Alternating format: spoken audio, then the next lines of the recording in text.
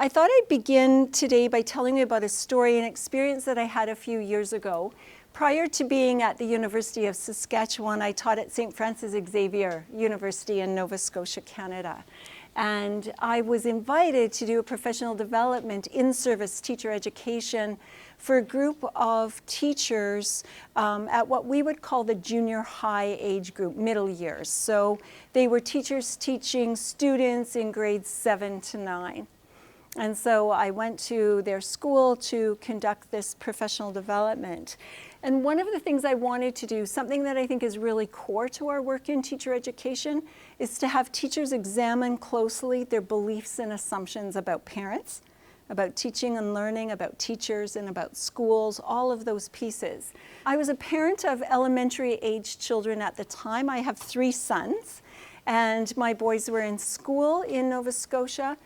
And so I just chose common practices that I was experiencing as a parent, and I asked them to take a look at them. So you can see in the groupings, I'd put a chart paper on this table and say a 6-minute parent-teacher conference. So that was the amount of time we were allocated in my child's school at that time.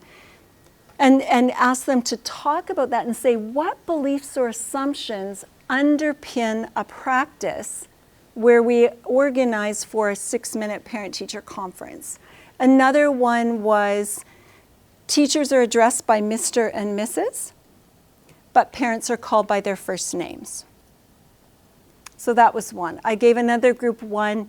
I volunteer at your school all the time. I'm doing things at the school, but I'm not allowed to go in the staff room for coffee at recess when all the rest of you go in to get a coffee, right?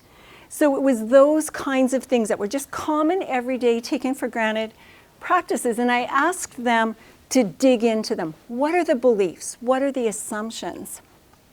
And we started to talk about them. Oh my gosh, I thought I was going to be run out of that province. The room, as they started to talk, absolutely erupted. And people were quite offended that I would even consider that there was a place for parents in a staff room. Or that I have gone to university for 4 years, I've earned my degree, I deserve to be called Mrs. Pushore, and so on, right? So we had this really incredibly passionate, loud, and quite defensive conversation about why things were the way they were in schools, and where parents were positioned in relation to teachers, in that kind of hierarchy where teacher knowledge was privileged, teachers were seen to be expert, having earned this position, and parents were less knowing, unknowing, or in fact even a problem, right? So we had that conversation. This is a question that arose for me out of that. So why did the teachers hold on so passionately to that familiar and taken for granted story of school, where they could not see themselves as teachers in any other way than the one they were currently living out?